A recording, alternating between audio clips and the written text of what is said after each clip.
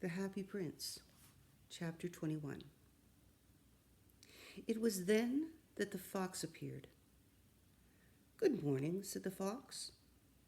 "Good morning," the little prince responded politely, although when he turned around he saw nothing. "I am right here," the voice said, "under the apple tree." "Who are you?" asked the little prince, and added, "You are very pretty to look at." "I am a fox," the fox said. "Come and play with me," proposed the little prince. "I am so unhappy." For just before, he had cried.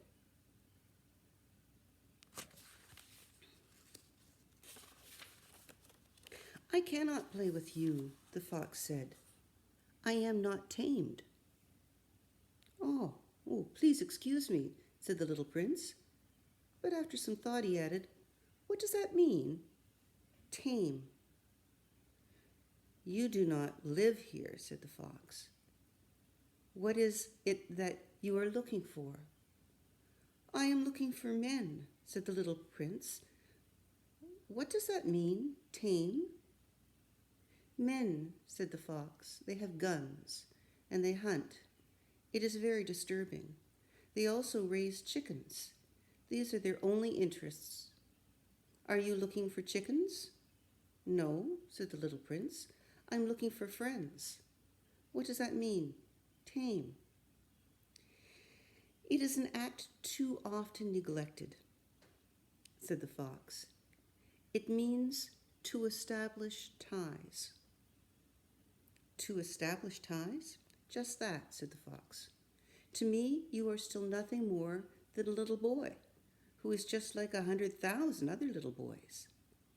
And I have no need of you, and you, on your part, have no need of me.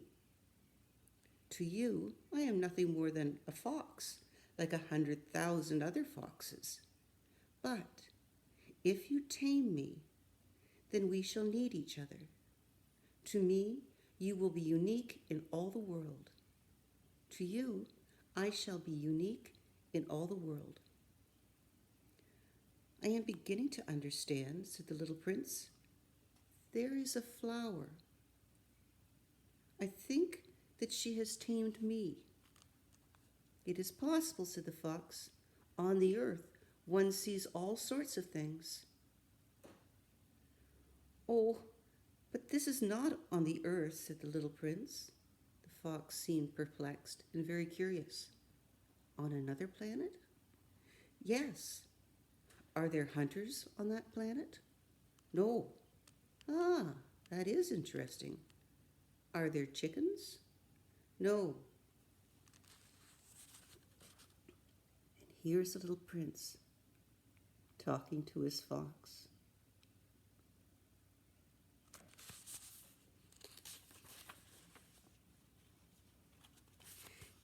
And here is one of the men the fox was talking about with his gun, ready to hunt.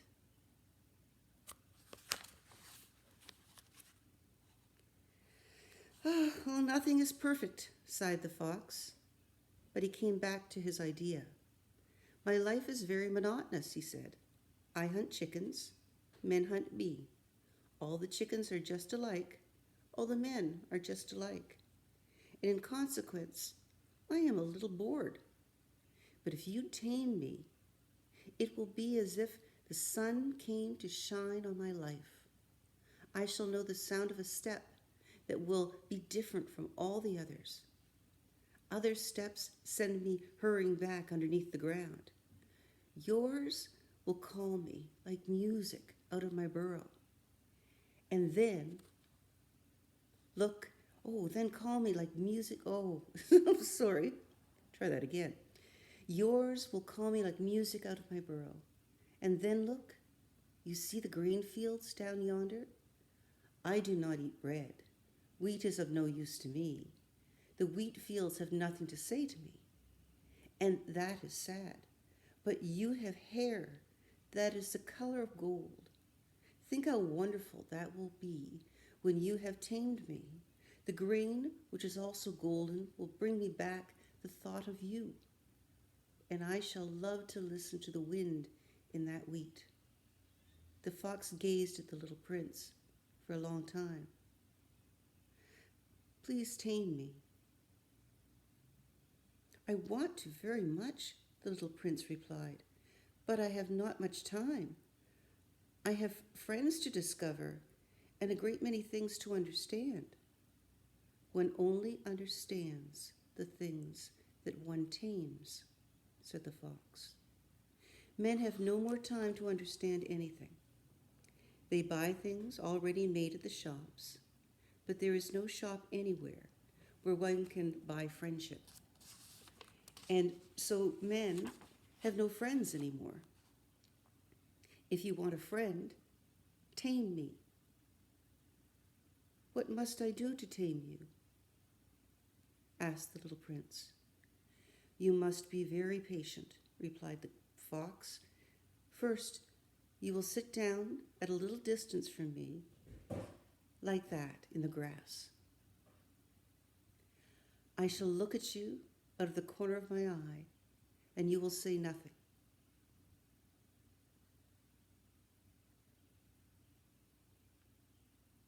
Words are the source of misunderstandings, but you will sit a little closer to me every day.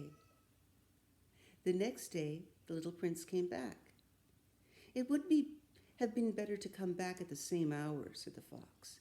If, for example, you come at 4 o'clock in the afternoon, then at 3 o'clock I shall begin to be happy. I shall feel happier and happier as the hour advances. At 4 o'clock, I shall already be worrying and jumping about. I shall show you how happy I am. But if you come at just any time, I shall never know at what hour my heart is to be ready to greet you. One must observe the proper rites. What is a rite? Asked the little prince. Those also are actions too often neglected, said the fox. They are what make one day different from the other days, 1 hour from other hours. There is a rite, for example, among my hunters. Every Thursday they dance with the village girls. So Thursday is a wonderful day. For me, I can take a walk as far as the vineyards. There's a fox in his burrow, looking forward to being tamed. But if the hunters danced at just any time, every day would be like every other day, and I should never have any vacation at all. So the little prince tamed the fox, and when the hour of his departure drew near, "Ah," said the fox, "I shall cry." "It is your own fault," said the little prince. "I never wished you any sort of harm, but you wanted me to tame you." "Yes, that is so," said the fox. "But now you are going to cry," said the little prince. "Yes, that is so," said the fox. "Then it has done you no good at all." "It has done me good," said the fox, "because of the color of the wheat fields." And then he added, "Go and look again at the roses. You will understand now that yours is unique in all the world. Then come back to say goodbye to me, and I will make you a present of a secret." Oh, the little prince went away to look again at the roses. "You are not at all like my rose," he said. "As yet you are nothing. No one has tamed you, and you have tamed no one. You are like my fox when I first knew him. He was only a fox, like 100,000 other foxes. But I have made him my friend, and now he is unique in all the world." And the roses were very much embarrassed. "You are beautiful, but you are empty," he went on. "One could not die for you. To be sure, an ordinary passer-by would think that my rose looked just like you, the rose that belongs to me. But in herself alone, She is the more important than all the hundreds of you other roses, because it is she that I have watered, because it is she that I have put under the glass globe, because it is she that I have sheltered behind the screen, because it is for her that I have killed the caterpillars, except the 2 or 3 that we save to become butterflies, because it is she that I have listened to when she grumbled or boasted, or even sometimes when she said nothing, because she is my rose. And he went back to meet the fox. Goodbye, he said. Goodbye, said the fox. And now, here's my secret, a very simple secret. It is only with the heart that one can see rightly. What is essential is invisible to the eye. What is essential is invisible to the eye, the little prince repeated, so that he would be sure to remember. It is the time that you have wasted for your rose that makes your rose so important. It is the time I have wasted for my rose, said the little prince, so that he would be sure to remember. Men have forgotten this truth, said the fox, but you must not forget it. You become responsible forever for what you have tamed. You are responsible for your rose.